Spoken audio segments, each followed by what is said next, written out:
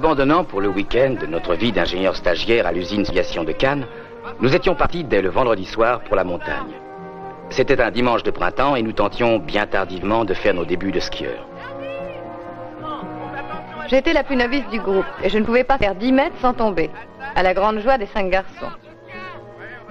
Michel et moi foncions courageusement, mais loin derrière Jean et José. Froid, chaleur, vibration, accélération, pression, c'est un formidable essai combiné qu'on fait. Tu parles. Tu sais que dans 2 heures on a rendez-vous à Cannes? T'en fais pas, on y arrivera.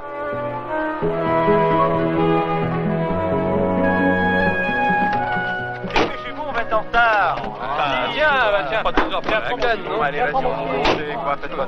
Allez, voilà. Allez, mon vieux.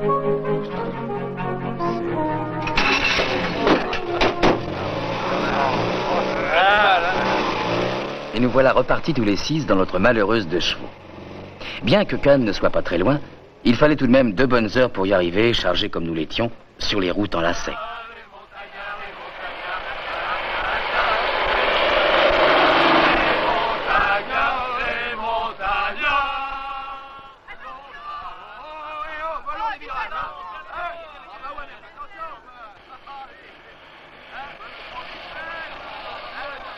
« 400 mètres plus bas, la neige avait disparu et nous abordions la longue suite de tournants des gorges.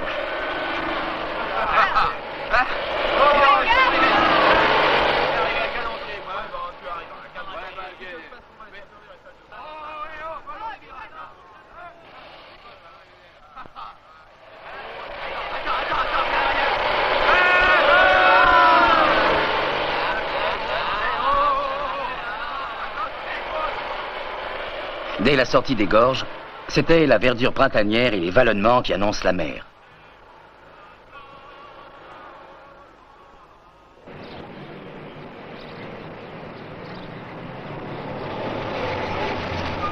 « 6 heures. Nous avions gagné notre pari. Nous étions exacts à notre rendez-vous pour le bain de Cannes, alors que 2 heures plus tôt, nous étions encore dans la neige.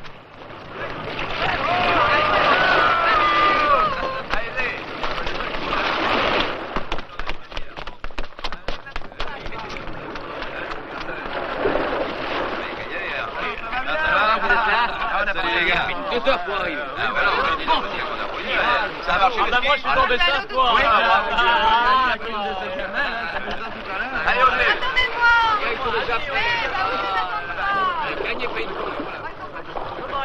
Alors, les frères. Allez. Comme tous les lundis matins, nous étions à la limite du retard et Jean fonçait vers l'avocat pour arriver avant la fermeture des grilles. Nous avions rendez-vous pour la dernière conférence avant la fin de notre stage et ce n'était pas le moment d'arriver en retard.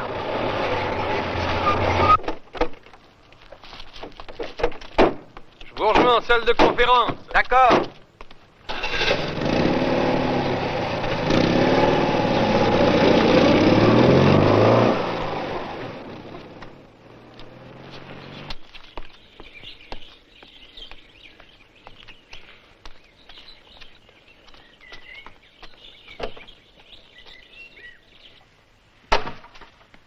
Bon, tout le monde est là?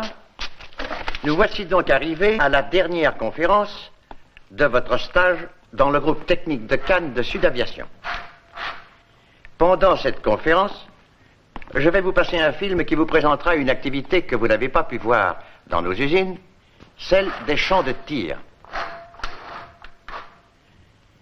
Ce film retracera aussi un bref historique de nos activités depuis 1948, époque à laquelle nous avons lancé sur le champ de tir de Colomb-Béchard les premières bombes téléguidées françaises. Allez-y pour la projection, s'il vous plaît.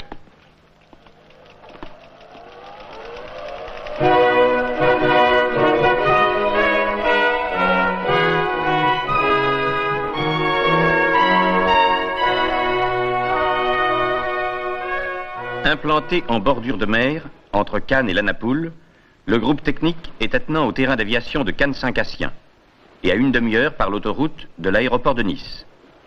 Il occupe environ 700 personnes, dont 400 ingénieurs et techniciens.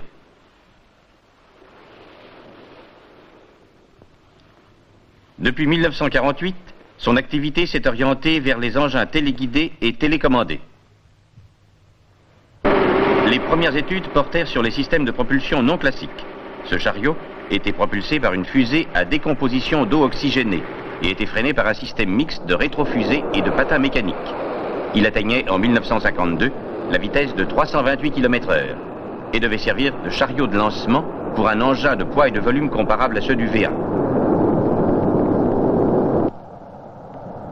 C'est un V1 qui sert ici de lest pour l'expérimentation. Première fusée, mais parallèlement, premier pilote automatique appliqué à des planeurs. Premiers essais également de définition des charges militaires. Ce planeur SE 1500, largué d'un Léo 45, va être détruit par une charge explosant à une distance bien définie du planeur.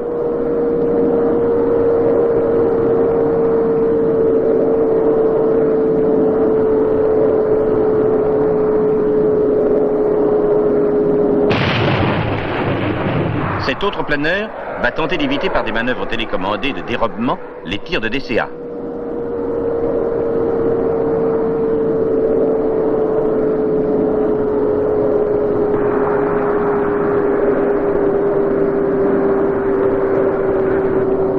Expérience réussie, mais le planeur n'est pas perdu. Voici sa récupération par parachute en fin de vol. Après repêchage, il deviendra la cible d'un autre exercice. À la même époque, c'est-à-dire en 1949, commençait une série d'essais sur les propulseurs biliquides et sur le pilotage des engins à 4 voilures en croix. Le but final était la réalisation d'un engin sol-air destiné à l'attaque des avions en vol. Voici un SE 4100, appareil purement expérimental. Il partait d'une rampe de 15 mètres de haut, c'était en 1951. Le SE 4300, qui a volé à partir de 1954, était pourvu d'un système de guidage sur faisceau radioélectrique. Une caméra, installée au sommet du réflecteur, observait les mouvements de l'engin le long du faisceau de guidage. Voici les images qu'elle a retenues du rappel de l'engin sur son faisceau.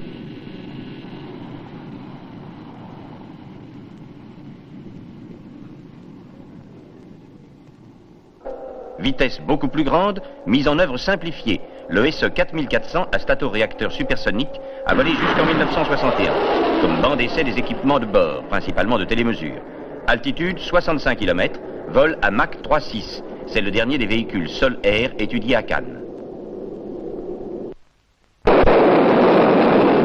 Mais parallèlement, l'armée de terre s'intéressait à un missile de prolongement de l'artillerie classique et demandait à Sud Aviation le développement de l'engin SE 4200. La mise en vitesse se fait par deux propulseurs à poudre.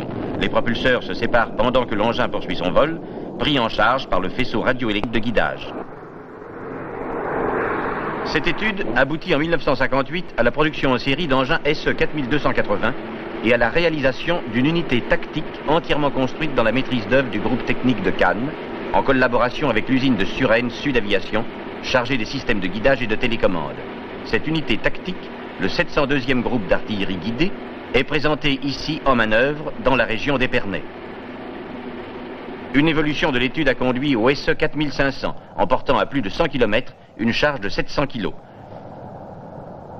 Mais à partir de 1960, le groupe technique de Cannes développa son activité vers les applications balistiques. Voici les préparatifs des premiers essais de récupération en vol des ogives balistiques pour les véhicules expérimentaux. Cette ogive, larguée à haute altitude par un vautour, est d'abord freinée par un parachute du type croix, puis ramenée au sol à faible vitesse par un deuxième parachute de 10 mètres de diamètre.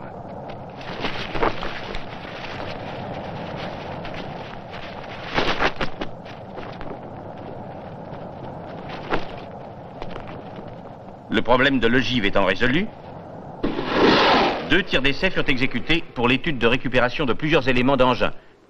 Nous voyons ici l'arrivée au sol de 2 éléments de 350 kg et des 2 parachutes de freinage ayant servi à la première phase de cette récupération multiple. Ces premiers essais furent suivis de la mise au point de nombreux équipements de bord. Nous assistons à la mise à feu d'un engin VE-10. Les éclairs électroniques que vous voyez jaillir sont destinés à la localisation de grande précision. Il est équipé de télémesures, renvoyant au sol plusieurs centaines d'informations contenues ou commutées.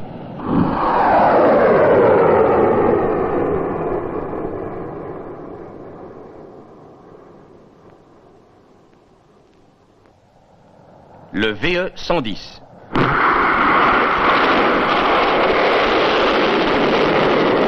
Plus lourd, au départ plus majestueux, il a permis de prolonger ses essais vers des altitudes plus élevées.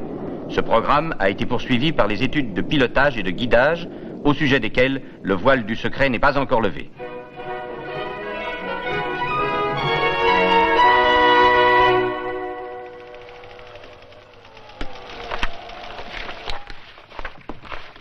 Et voilà.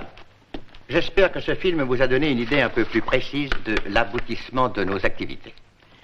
Avant de nous séparer, je dois vous rappeler que vous devez remettre avant votre départ un rapport de stage.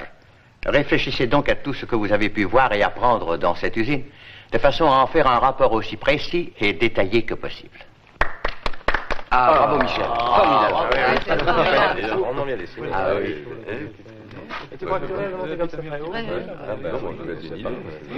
Allez, Jean-Marc. Faudrait peut-être se mettre au travail. Allez, on y va.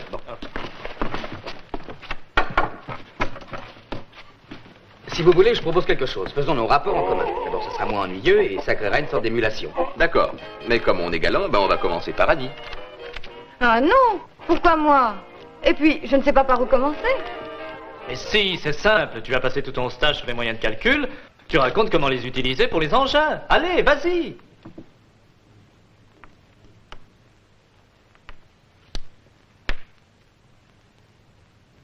Avant de parler du calcul, il faudrait peut-être que je dise un mot du bureau d'études. Un bureau d'études avec vue sur la mer, c'est tout de même assez exceptionnel.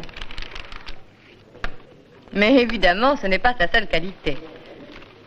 Bien que le groupe technique de Cannes soit à même de réaliser des engins complets, il a vu une grande partie de son activité s'orienter vers les essais et contrôles d'équipements ou de tronçons de prototypes. De ce fait, le bureau d'études a un rôle très varié, portant aussi bien sur une structure d'engin que sur son aménagement, sur un commutateur miniature que sur un bâti d'essai, sur un câblage électrique que sur la résistance thermique d'un équipement. L'étude, la mise au point et les essais d'éléments de fusée impliquent des moyens de calcul extrêmement puissants et très rapides. J'ai effectué toute la première partie de mon stage au calcul numérique. La première fois que je suis entrée dans la salle de la nouvelle IBM, j'étais un peu abasourdie, éblouie par ces néons, fascinée par tous ces boutons. Et puis peu à peu, je me suis initiée à son fonctionnement et j'ai découvert ses possibilités dans le domaine du spatial. Comme dans toutes les calculatrices digitales, les données sont fournies sous forme de cartes perforées. Dans le cas de l'étude des performances d'un engin, la machine effectue, grâce à son extraordinaire mémoire, le calcul de toutes les possibilités de vol dans les différentes conditions qui lui sont proposées.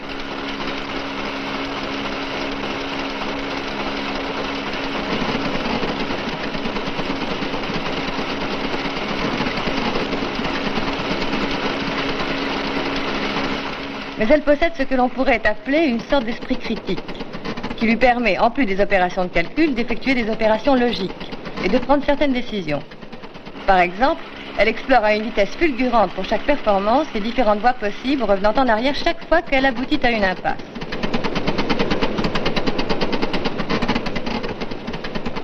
Et elle donne au fur et à mesure les résultats de son raisonnement et de son calcul sur l'ensemble des problèmes avec toutes les solutions possibles.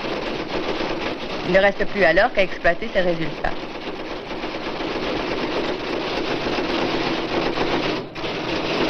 J'ai passé toute la deuxième partie de mon stage à étudier le travail des machines SEA, qui sont également toutes neuves.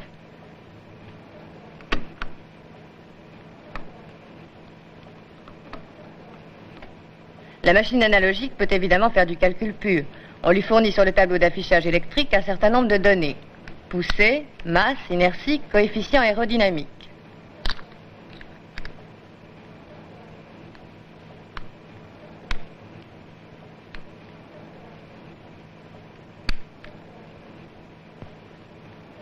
Le tableau est replacé sur la machine qui traite le problème en fonction des lois de la mécanique qui lui ont été également fournies.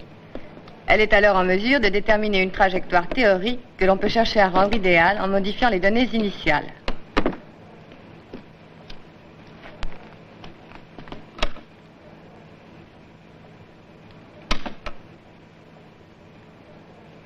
Mais comme son nom l'indique, elle sert à donner une image électrique ou électronique ayant une formule mathématique analogue à celle du problème étudié. Quand on commence à introduire des éléments vrais dans le circuit de la machine, on obtient une nouvelle trajectoire, partiellement réelle, que l'on confronte avec la trajectoire théorique.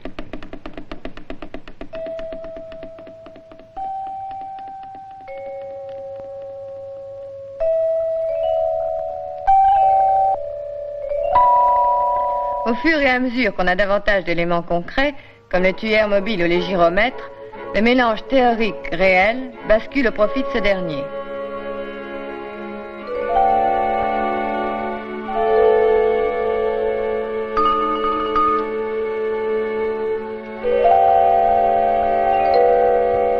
On arrive ainsi à obtenir des réponses aussi proches qu'il est possible de la vérité.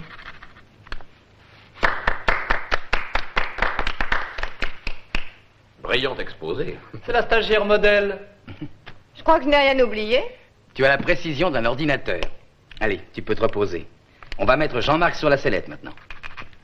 Justement, je viens d'écrire la première phrase du texte. Écoutez. Direct de gauche de Fernandez. José, je t'en prie. Cannes n'est pas équipé pour la production massive en série, mais possède un ensemble de machines permettant d'usiner des éléments de taille importante.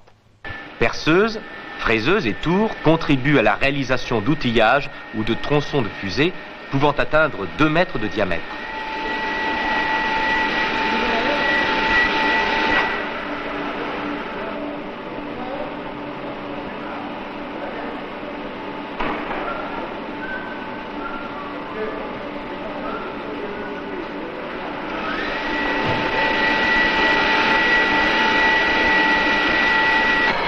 Je pouvais suivre le travail en toute liberté, mais chaque fois que je posais des questions au sujet de ces fusées, on m'opposait le silence du secret.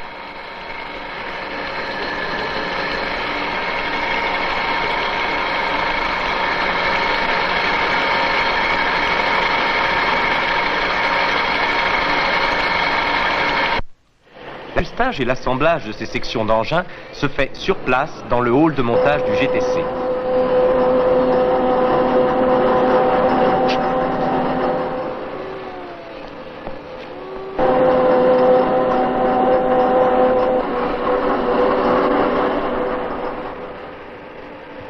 Ces structures prototypes, lorsqu'elles sont assemblées, sont soumises à des essais statiques. Au cours de ces essais, on étudie les effets de flexion, des efforts tranchants et des torsions. Les mesures des contraintes sont généralement effectuées au moyen de jauges à fil collées. L'emplacement de ces jauges peut être déterminé en cas d'incertitude par l'emploi d'un procédé photostress. La plaque de stress collée sur la structure est éclairée en lumière parallèle. À travers une lunette polaroïde, un technicien observe les modifications de la plaque au fur et à mesure de l'application des charges qu'il demande.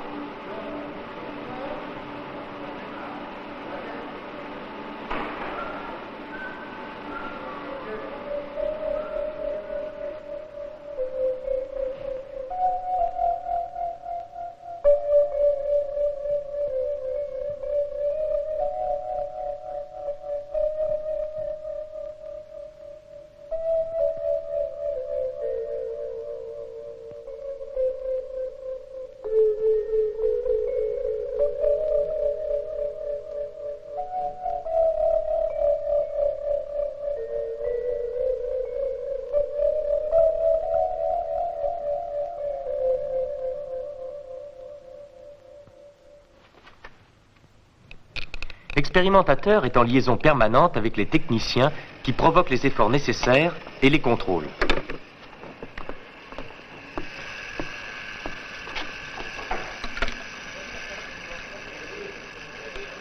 Mais les efforts mécaniques ne sont pas les seuls à éprouver la résistance des structures.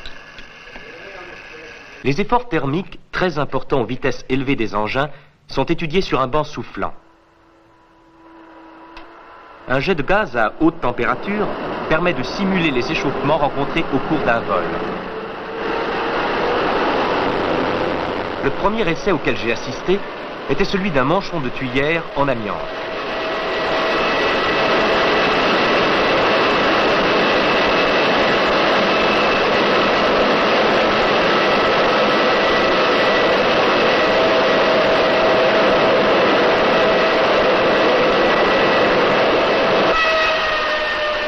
Le même jour, on essayait une nouvelle peinture devant revêtir une structure. Dans ce cas, on simule les variations d'échauffement en pilotant le support de la plaque devant la flamme selon une courbe fixée au départ en fonction des calculs et où interviennent les facteurs temps et intensité. Un technicien pilote le chariot ou la flamme suivant les cas en reproduisant rigoureusement la courbe. On voit l'état de la peinture se modifier progressivement comme si l'on accompagnait l'engin tout au cours de son vol jusqu'à son retour au sol.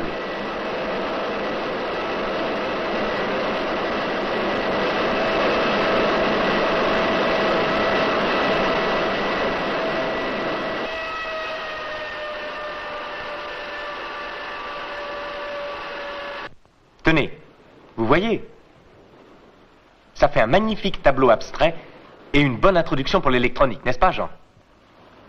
Jean, ton rapport. Jean est plongé dans les solides têtes. Jean, c'est à toi. Ah non, c'est à toi de le faire.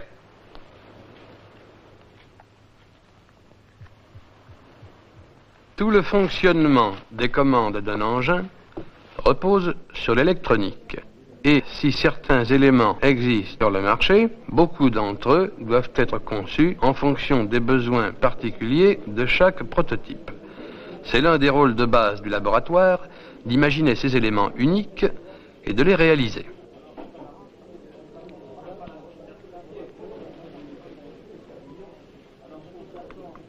C'est le cas des lampes éclairs qui sont montées sur les engins pour en faciliter la poursuite optique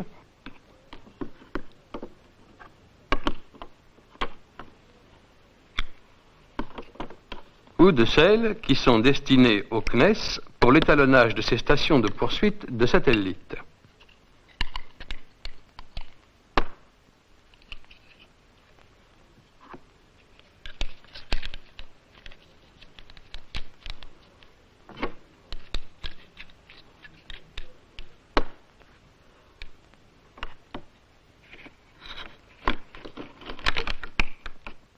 Autre cas de recherche de laboratoire, le collage sur une bielle de commande de tuyère d'une jauge extensométrique qui permettra d'effectuer la mesure des efforts réels dans la bielle pendant tout le vol.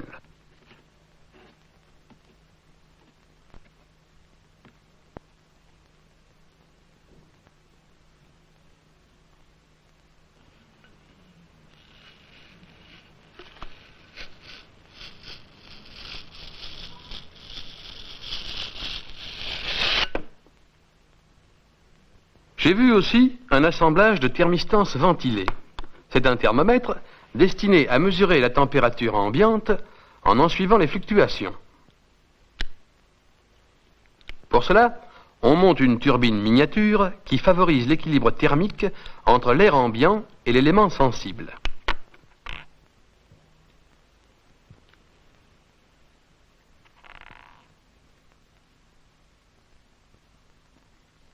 Tout ce qui a été étudié et réalisé en prototype au laboratoire est exécuté en série par l'atelier d'électronique. Ce qui caractérise ce travail, c'est la miniaturisation des éléments dont la manipulation est extrêmement délicate.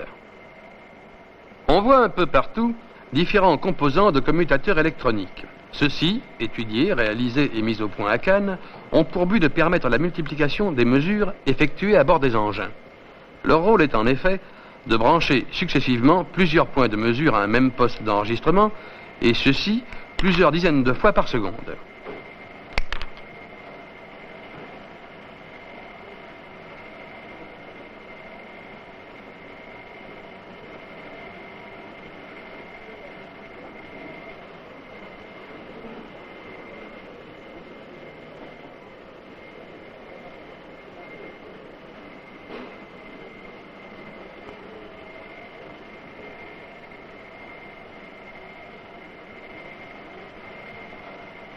Pour réaliser ces fabrications, c'est en série que se font le montage des circuits imprimés, le formage des résistances,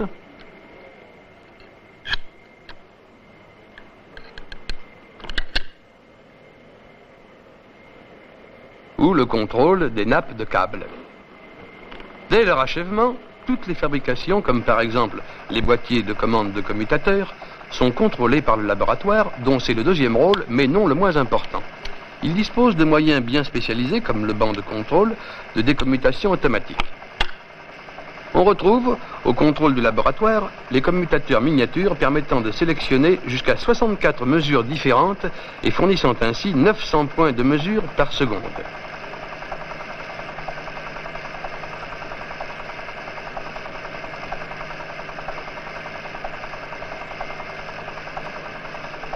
Le câblage électrique d'un engin est une opération aussi importante que la réalisation de la structure. Par exemple, les deux compartiments qui contiennent le matériel de mesure et de pilotage peuvent compter jusqu'à 20 km de fil et 1 millier de prises.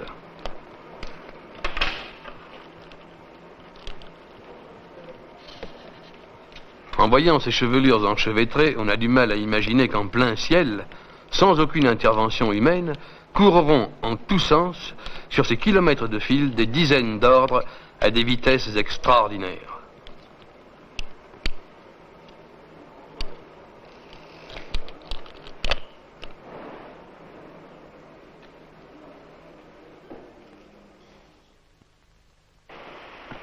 En conclusion, si on a pu dire que notre siècle est celui de l'atome, on peut avec raison dire que c'est aussi celui de l'électronique.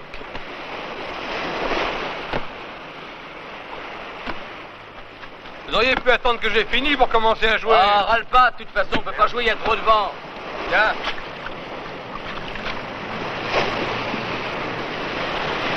Tu vois, j'avais raison.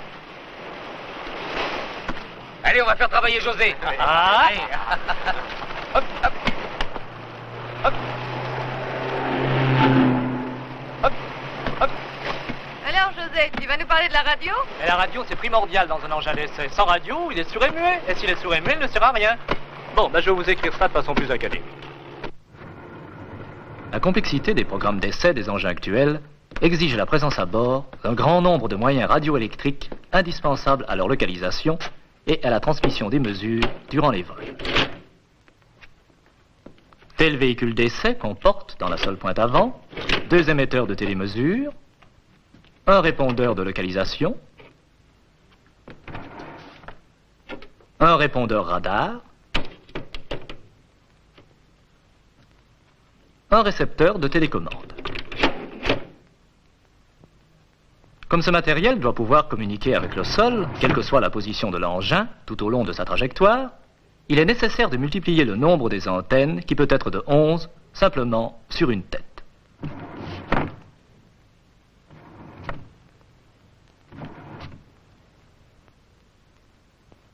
Le rayonnement des antennes est éprouvé dans une reconstitution d'espace libre appelée chambre anéchoïde. Elle est constituée d'une cage de Faraday éliminant les influences extérieures.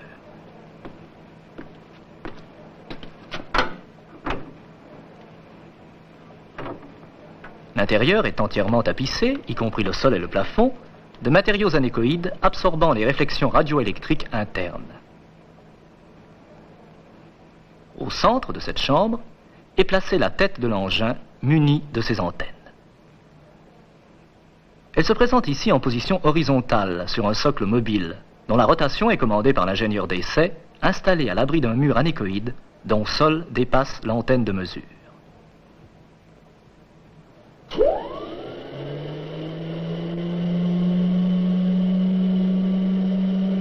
Dès qu'il s'est assuré que l'engin est en mouvement, il l'isole totalement et effectue l'enregistrement du diagramme de rayonnement.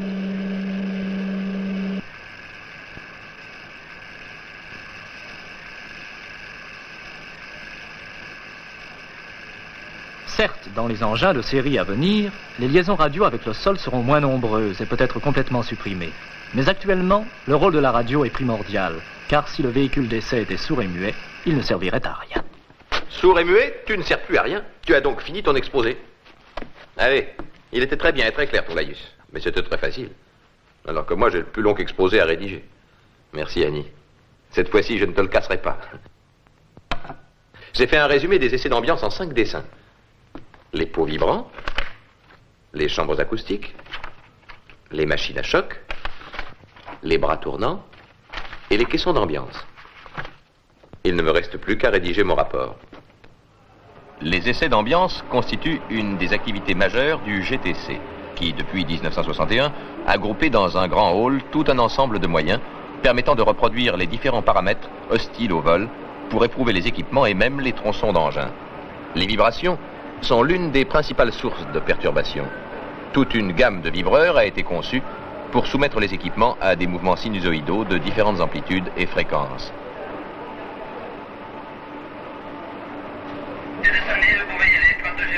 Le rôle du vibreur est double. Vérifier la bonne tenue à un niveau connu et déterminer l'échelle des niveaux en différents points de la structure. Celle-ci, de par sa constitution, pouvant, par résonance, jouer le rôle d'amplificateur.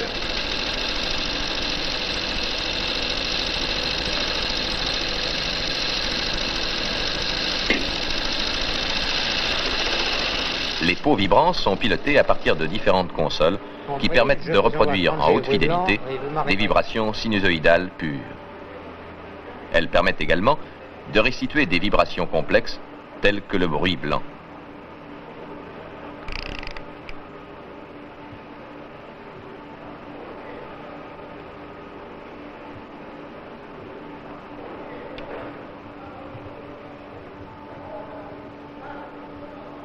Ou un spectre particulier enregistré à bord d'un engin sur une bande magnétique.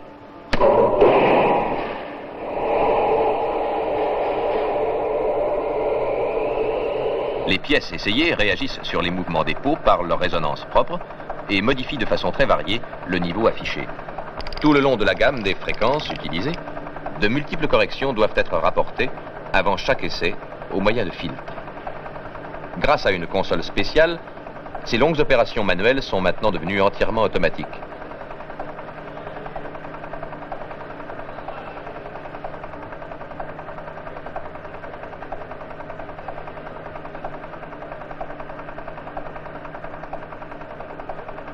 L'énergie nécessaire à l'excitation des pots est fournie par divers amplificateurs dont la puissance modulée s'échelonne de 200 watts à 100 kW. Ce dernier ampli est utilisé pour le pot vibrant C210, dont l'effort de manœuvre atteint 13 tonnes et qui permet de vibrer jusqu'à 2000 Hz. On y monte couramment des ensembles pesant 500 kg. Le C10 vibre jusqu'à 3000 Hz, des charges de 40 kg. Le C10 VB vibre jusqu'à 6000 Hz, des charges de 50 kg. Le C11 vibre jusqu'à 3000 Hz, des charges de 1 kg. Le A1500 vibre jusqu'à 20 000 Hz de tout petits équipements. Les mouvements de la table d'un pot vibrant ne s'effectuent pas rigoureusement selon un axe. Or, pour l'essai de certains matériels, comme les gyromètres, il faut que ces mouvements se produisent absolument dans un plan. La table à huile, dont l'axe est stabilisé grâce à deux plateaux séparés par un film d'huile, résout parfaitement ce problème.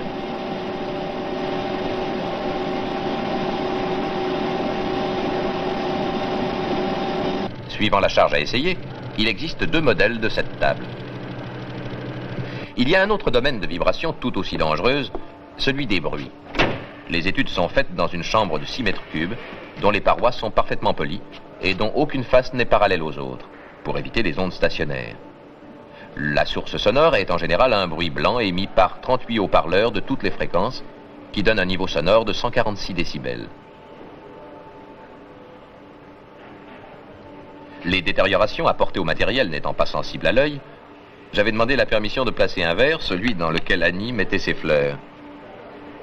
Dès que la porte fut refermée, on envoya un bruit blanc.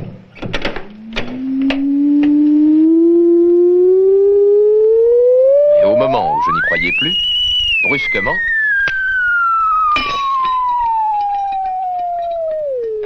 j'en ai été quitte pour acheter un autre verre, mais bien heureux de mon expérience. Une autre chambre acoustique, alimentée en bruit blanc par 2 sirènes électropneumatiques, permet d'éprouver les plus petits équipements jusqu'à 165 décibels.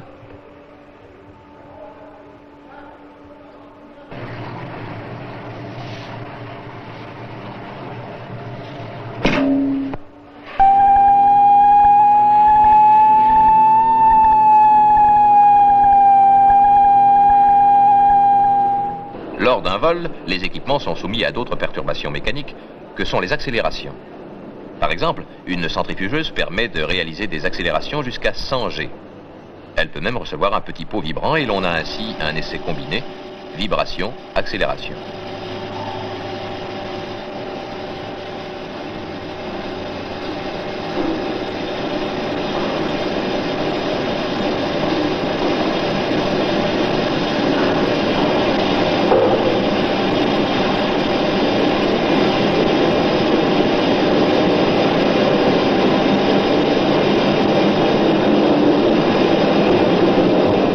Certains équipements, comme les appareils gyroscopiques, ne peuvent s'accommoder de la rotation imposée à l'élément à essayer.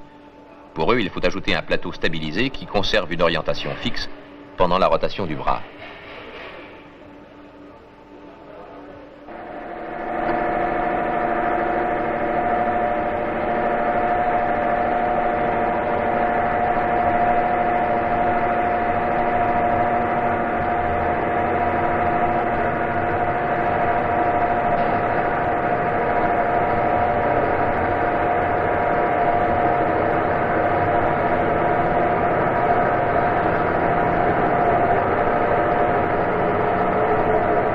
Il est parfois nécessaire de simuler des variations brusques d'accélération. Sous le bras est alors placé un chariot mobile portant l'équipement et dont la course libre est, à partir d'une certaine distance, freinée de manière à simuler une mise en accélération brutale de valeur choisie.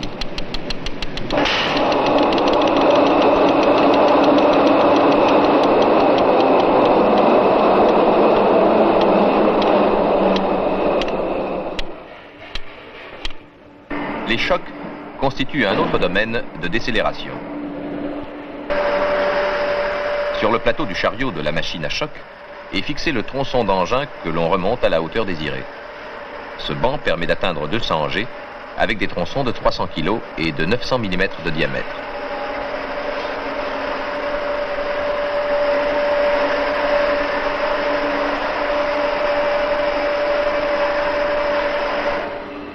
On place au sol une cible de plomb de forme soigneusement étudiée et on libère le chariot.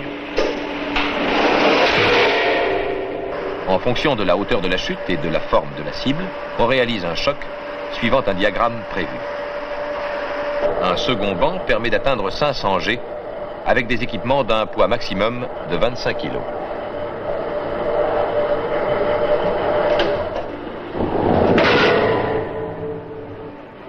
Le mouton pendulaire permet de soumettre les équipements à des chocs à diagramme sinusoïdal. Ce matin-là, fait exceptionnel pour la côte, il avait plu abondamment. Et par une de ces coïncidences auxquelles on ne peut pas croire, on effectuait à l'usine un essai de baie de contrôle dans la chambre à pluie.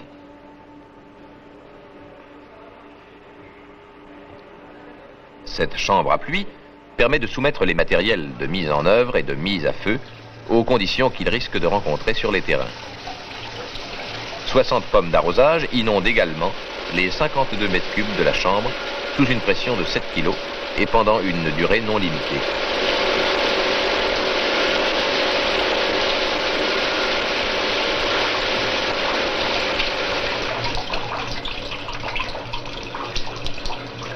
Dès l'arrêt de l'eau, on vérifie l'étanchéité concrétisée par le bon fonctionnement des circuits électriques.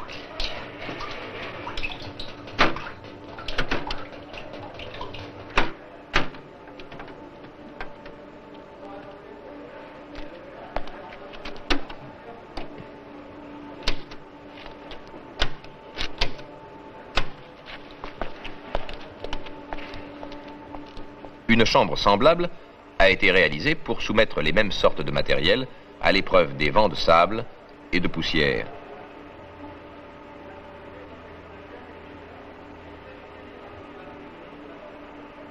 Le sable ou la poussière envahissent très rapidement la pièce à la vitesse de 10 mètres secondes et l'épreuve peut être prolongée pendant 24 heures s'il le faut.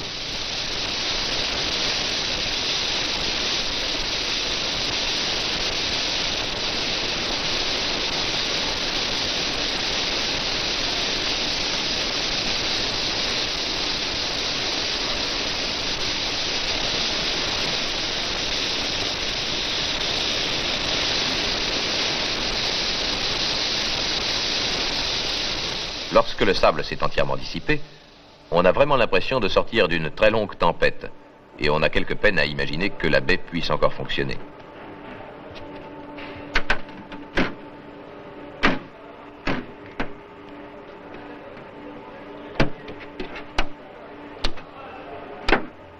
Le caisson de brouillard salin est évidemment destiné en particulier aux engins de la marine. Le brouillard est obtenu par pulvérisation d'une solution saline mise en réserve dans 2 bacs.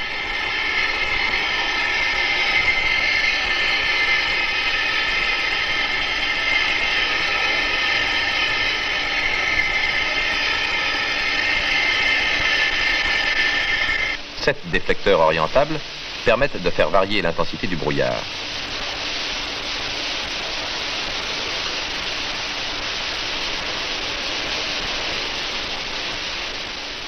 L'étude du résultat permet de connaître le degré d'altération des différents matériaux de la structure.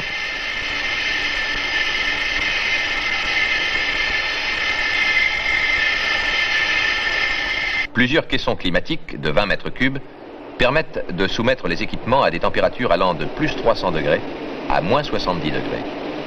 On peut y effectuer également des essais combinés, température, dépression.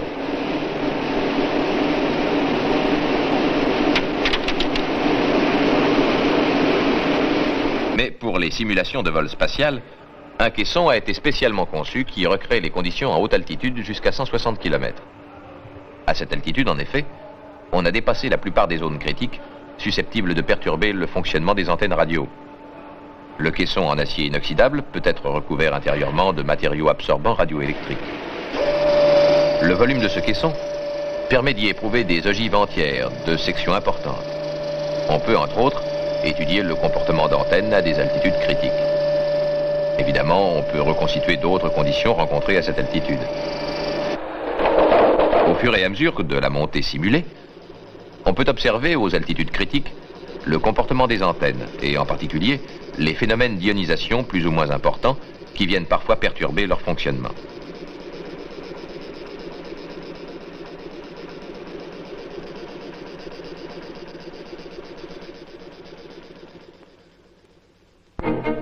Les essais combinés peuvent faire intervenir un très grand nombre de paramètres et simuler presque totalement un vol spatial. Dans le caisson de dessiccation-dépression est introduit un pot vibrant sur lequel est placé un bloc gyrométrique. Il est relié à un fond d'engin à tuyère orientable. Une caméra de télévision transmet l'essai. Tous les éléments sont reliés à la machine analogique. Un bloc de pilotage y est également relié à côté du récepteur de télévision. De plus, la calculatrice analogique, par l'intermédiaire d'une nouvelle machine, la Beckman 210, est couplée avec l'IBM 7040.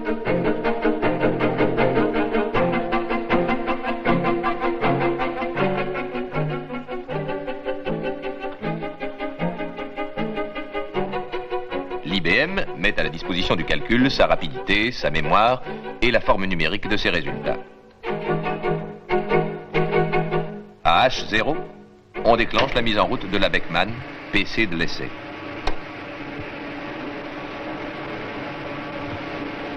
Aussitôt, l'IBM entre en action.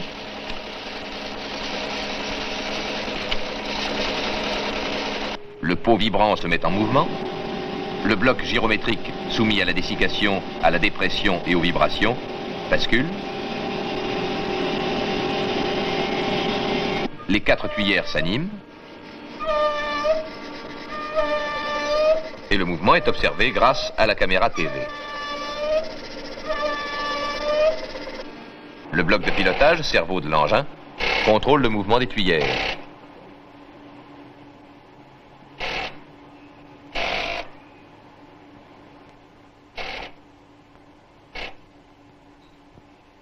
Tous les paramètres théoriques interviennent à leur place dans le vol.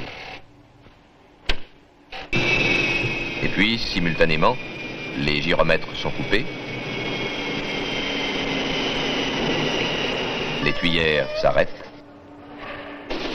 Et sur le scripteur de l'IBM s'inscrivent les résultats du vol.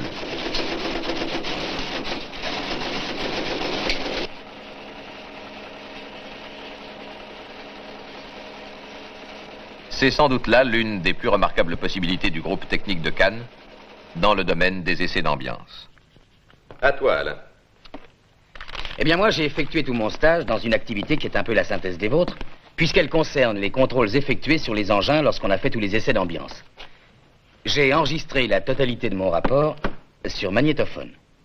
Après tous les essais partiels, un jour arrive où cet engin, composé de tous ces éléments, patiemment mis au point, existe enfin. Il reste alors à en vérifier le fonctionnement d'ensemble, avant son tir sur une base de lancement. Les compartiments sont reliés électriquement, sans être assemblés, et, durant plusieurs semaines, s'effectue le contrôle de tous les circuits, l'étalonnage des chaînes de mesure, les mises au point parfois nécessaires pour que chaque équipement fonctionne bien en présence de tous les autres. Ce travail fait intervenir un important matériel de contrôle, appareils classiques comme les oscillographes, voltmètres, fréquencemètres, mais aussi des matériels spécialisés tels que les baies de contrôle réalisées à Cannes et dont la complexité est de plus en plus grande.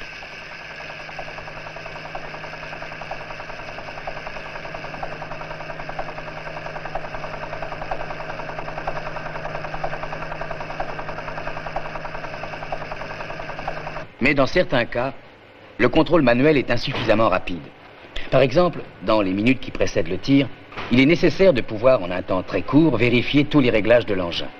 On utilise alors un ensemble d'armoires de contrôle automatique permettant de tester l'ensemble des circuits suivant un programme donné.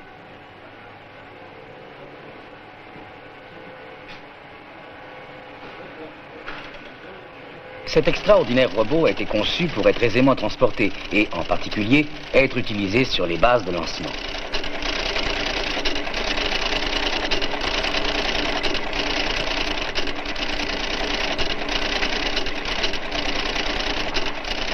La machine de contrôle automatique peut aussi effectuer des vérifications simples en très grand nombre, car elle travaille environ 1000 fois plus vite que l'homme, avec une certitude absolue qu'aucune omission n'a été faite. Le contrôle détaillé d'une prise ombilicale, par exemple, demande 40 000 opérations. Comparant les indications qu'elle reçoit avec le programme qui lui a été fourni, elle est capable pour chaque mesure de répondre par oui ou non, vrai ou faux.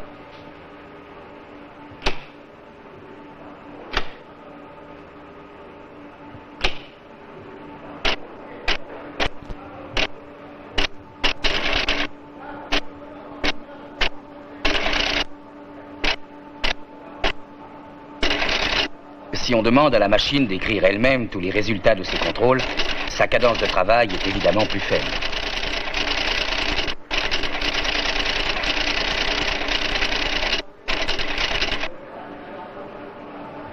L'engin terminé, sans son propulseur, est assemblé pour subir un dernier contrôle général qui permet de s'assurer que tous les moyens radio émettent et reçoivent correctement.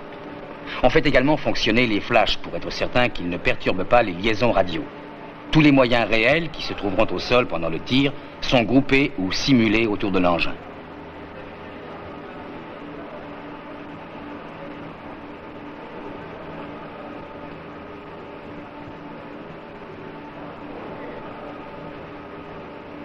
Chaque contrôle radio d'un nouvel engin est un peu un événement.